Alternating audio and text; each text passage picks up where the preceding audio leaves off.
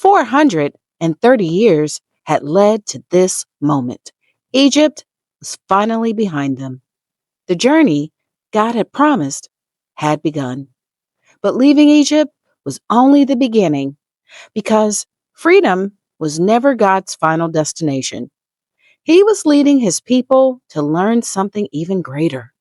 How? To trust him. Welcome to Faithful Daily Steps. I'm your host, LaShonda. Today, we continue our journey through the book of Exodus as we walk through chapters 13, 14, and 15. 3 chapters that remind us God doesn't simply deliver his people, he faithfully leads them every step of the way. Exodus chapter 13. The morning sun rises over a nation unlike any the world had ever seen. Not an army, not a kingdom, a people following God. Before they journey any farther, the Lord calls them to remember. Remember what he has done. Remember who brought them out. The feast of unleavened bread and the dedication of every firstborn would remind every generation that their deliverance came from the Lord. By day, a pillar of cloud led them. By night, a pillar of fire illuminated the wilderness. His presence never left them, not for a single moment. Exodus chapter 14. Then the journey suddenly stops. The sea stretches before them. Mountains rise beside them. Behind them, dust fills the horizon. Pharaoh has changed his mind. His army is coming. Fear spreads quickly. The people wonder why God brought them here. But while Israel sees an impossible situation, God already sees the way through. Moses says, "Do not be afraid. Stand firm and see the salvation of the Lord." Then everything changes. The pillar of cloud moves, darkness settles between Egypt and Israel.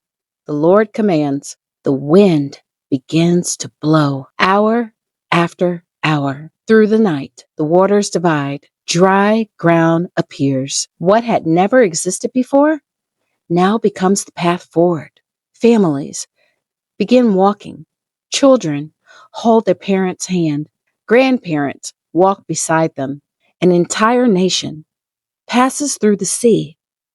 When the last Israelite reaches safety, the water returns. The God who opened the sea closes it once more. The journey continues, but Egypt is finally behind them. Morning breaks. The silence gives way to worship. Finally, Exodus chapter 15. Moses begins to sing. People answer. Miriam takes her tambourine. Voices fill the wilderness. And for the first time, Israel worships as a free nation. But the wilderness is also a classroom. 3 days later, they find water, yet it cannot be drunk. Again, the people begin to question. Again, the Lord provides. He shows Moses a piece of wood. The bitter water becomes sweet. Then God leads them to Elim. 12 springs, 70 palm trees. After the testing comes the refreshment. After the journey comes rest. The God who delivers also provides. Exodus has always been pointing us towards something greater. Just as God faithfully led Israel through the wilderness, Jesus now leads all who place their faith in him. Just as God made a way through waters that seemed impossible, Jesus made a way for us where none existed. He is our deliverer, our shepherd, our guide. Maybe today you're standing in your own Red Sea.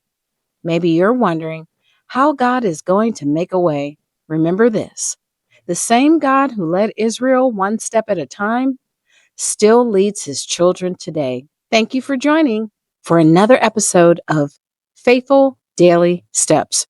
In our next episode, our journey continues through Exodus chapters 16, 17, and 18. The sea is behind Israel, but the wilderness still has lessons to teach. Until next time, keep taking faithful daily steps, one chapter one promise, one day at a time.